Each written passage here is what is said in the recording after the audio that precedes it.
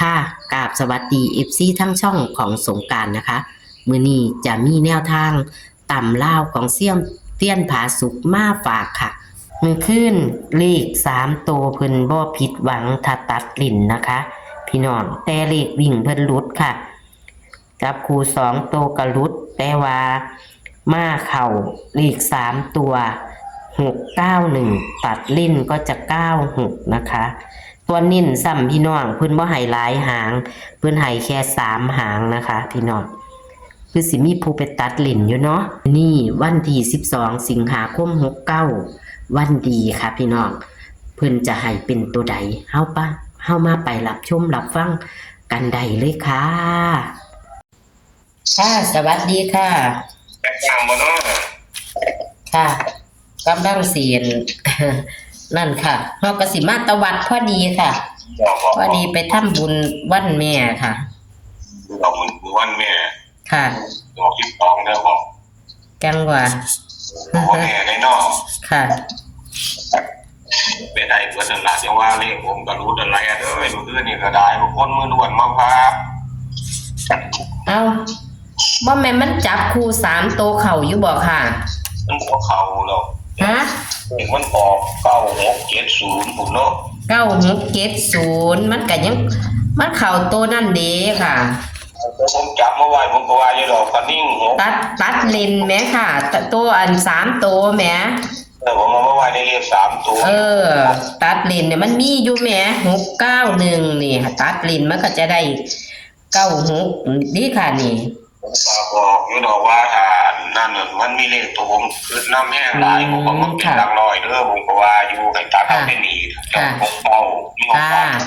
กอยู่ในน้อยมันแมนค่ะก็ซ้ำเข่าอยู่เด้ค่ะนี่ตัดลิ้นน่ะล่าสุดมันก็มาถือทางหลายเด้อแต่ว่าคนมือเดียวมาพาเที่ยวนี่นั่นเพราะว่าอย่างนี้1กับ6นี่มันเป็นตัวเดียวกันเนาะคนมือด่วนนับเนาะค่ะวันนี้เลข1ตีลังกามันก็เป็น7007แล้วผมมี01อยู่นี่วันนี้91นี่เนาะ6กับ1เป็นตัวเดียวกันมันก็เป็น96ก่อนนะแอดค่ะอันนั้นมันเรื่องของคนมือเดียวดอกว่าค่ะแต่ว่าเลขวิ่งผมก็รู้ได้เลยเลขวิ่งรู้แต่ว่าเฮามาจับเลข3ตัวมันก็หันเข้าตัดลิ้นอยู่พี่คุณพ่อคุณแม่เพิ่นฟังผมอธิบายเพิ่นจะถือได้เนาะแอดเนาะแม่นให้ตัดเอาก็มี69ตัวนึงกับ39ที่ผมก็นิ่งแล้วก็อีกตัวนึงก็30ลงเข้าไปเจ้าก็เว้าอยู่ค่ะก็เลยได้เพิ่มเลข3ตัวเป็น302อีกตัวนึงผมเป็นห่วง30นำนะแต่ว่าตัวนิ่นเสี้ยนกับนิ่นให้691 392ก็ให้ตัดลิ้นเสี้ยนก็เว้าอยู่ดอกว่า69นั่นล่ะถ้านิ่งคนก็จะตัดดอกน้อยเนาะแม่นตัวเพิ่นต้องตัดมันก็บ่ถึงกับหลายหางโลกบ่เกิดได้กะบ่คืออยากตัดดอกแม่นเฮาได้ยินเฮาเองเฮาก็บ่ตัดก็แม่นอยู่ดอกว่าคันว่ามีโซคือนั่นก็มีบุญแต่กำบังคือเพิ่นว่านั่นล่ะว่ามันอยู่นำโซวาสนาเอาไม้แอดกันกระดาษมันก็สามารถเรียกว่าที่แล้วก็ได้ถือว่าเรียกวิ่งรุ่นน้อยเนาะค่ะเลขกันจับผู้ให้กับมันอยู่นำเลข3ตัวคุณบอกคุณแม่ตัดก็คือจะถือละเอาที่นี่ก็คือเก้าอันไหนอ่ะ2คือเก้าอันน่ะค่ะเขียนมาที่แล้วว่าค่ะผมบอกน้องสันน้อยเนาะค่ะผมที่วิ่งเลขเดียวนี่มันจังไดล่ะมันเป็นเลขตัวเดียวมาต้องกันนั่นมันเป็นวิ่ง0กับ5แอด0กับ5ค่ะตำราของคนมือด่วนก็คือ5กับ0เป็นตัวเดียวกันนั่นล่ะค่ะเดี๋ยวมันนับเนาะนิ้วก้อยเป็นเลข5กับเลข0นี่40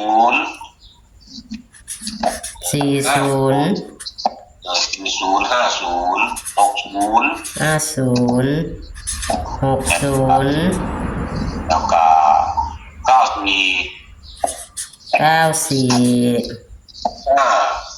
ไม่ยังก็ค่ะ95เสียงมันขาด96ตัวสุดท้ายเป็นลูกตัวเดิม96เอาเลข3ตัวบ่ค่ะครับ2ชุดค่ะนี่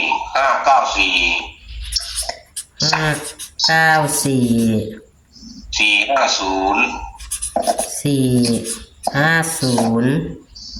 แล้ววันนี้เลข3ตัวผมบ่เน้นตัวใดดอกแอปผมมาเน้นเอาเลข2ตัวเด้อค่ะ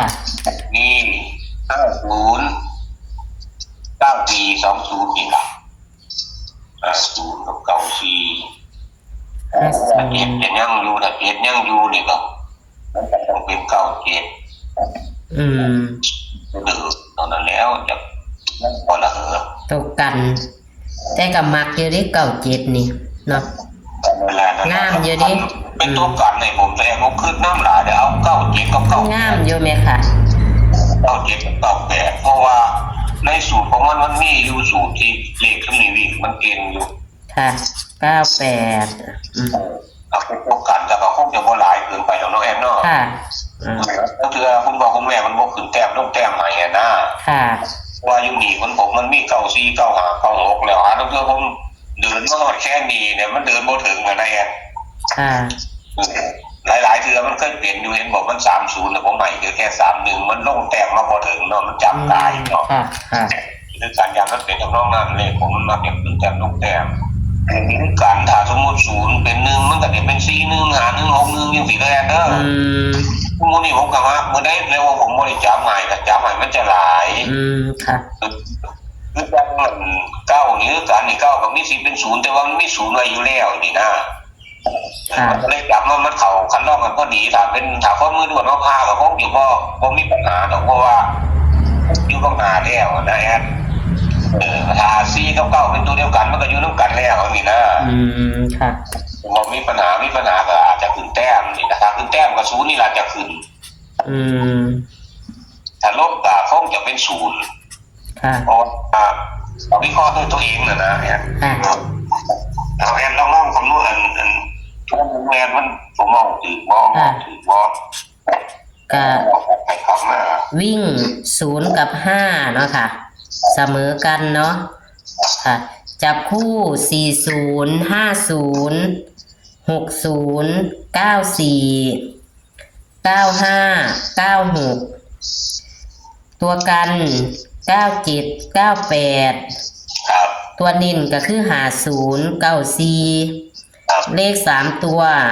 594 450เนาะค่ะค่ะในตัวกันนี่เป็นคันนิ่งอย่างนึงเป็นอย่างที่ถ้าว่าคนมือด่วนมาพามันสิมาพาในเลขตัวกันถ้าสมมุติมันรู้จุดผมจับให้ซุมนี้ถ้ามันมาตัวกันอาจจะเพี้ยนไปอีกได้ด้วยแอดเพราะว่าอย่างที่เพราะว่าเจ็ดเนี่ยมันเป็น2ได้นะแอดค่ะเป็นตัวเดียวกันนะอย่างนั้นเป็น92นั่นน่ะถ้าจะไปอีกมันก็จะหลายไปมันจะกระจายไปนี่ที่ค่ะเนี่ยผมมันมาอย่างมีคนมือด่วนว่าแต่คนชอบ92อยู่ไอ้พวกหนาวโลดค่ะแต่คนนี้ในใจมันคนมากหลายอยู่ในใจแล้ว92ในฝันกับฝันดีเพิ่นเอาเลยเพราะมีโอกาสคือกันเด็กค่ะได้ใช่ค่ะนำมาใส่มันจะเป็นกลายเป็น24 25 26ไปน้ำอีกนะ29ยังอีกนะมันก็จะหลายไปเพราะผมมันก็หลายสูตรเนาะเอาสูตรนี้ละค่ะผมเอาสูตรนี้ค่ะเข่ากับเข่าบ่เข่ากับบ่เข่าไปสั่นตัวค่ะที่ว่าไปก็ว่าอย่างไรที่มันวิเคราะห์คนอย่างคนไปอย่างสินะค่ะมันก็ว่าทำกันหลายแต่ว่าที่มันวิเคราะห์ซอยกันเนาะค่ะจากพวกตรงนี้เลยเด้อค่ะขอคุณแม่ทุกคนโชคดีร่ำรวยดีละมือแรงดีละเอาโชคดีครับสวัสดีครับโชคดีครับสวัสดีค่ะ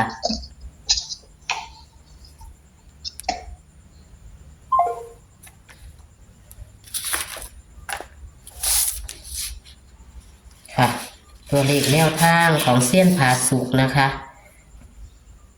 ตัดลินก็จะเข่านะคะตัดลินก็จะเข่า6996นะคะเลขออก459670ทั้งเฮาเอา9670เนาะนี่ค่ะพี่น้องของเพิ่นกะถ้าตัดลินนะคะเลข3ตัวเพิ่นบ่ให้หลายหางมี3หางแต่ว่านิ่นซ้ำพี่น้อง691ตัดลินก็96เนาะพี่น้อง2สิงหาคม69เด้อค่ะ12สิงหาคม69นะคะ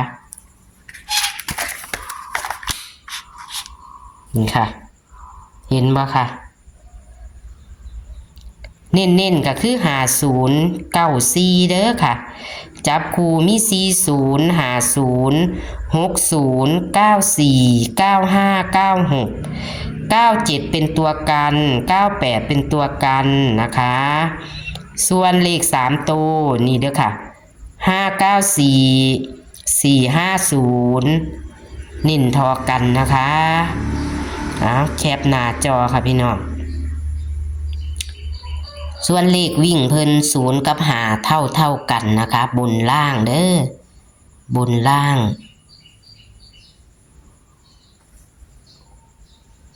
ขอให้โชคให้หมานกับเซียนพาสุขนะคะเลขเพิ่นเริ่มเข้าแล้วแต่ตัววิ่งเพิ่นหลุดแต่ว่ามื้อนี้อาจจะเข้าเด้อพี่น้องและก็จับคู่ไปเข้าอยู่เลข3ตัวนะคะเอาโชคหมานกับเซียนพาสุขค่ะเป็นกำลังแรงใจด้วยการกดไลค์กดแชร์ให้กับเซียนพาสุขและช่องของสงกรานต์เหมือนเดิมค่ะเอาโชคหมานกับตำลาววันที่12สิงหาคมนี้ค่ะสวัสดีค่ะ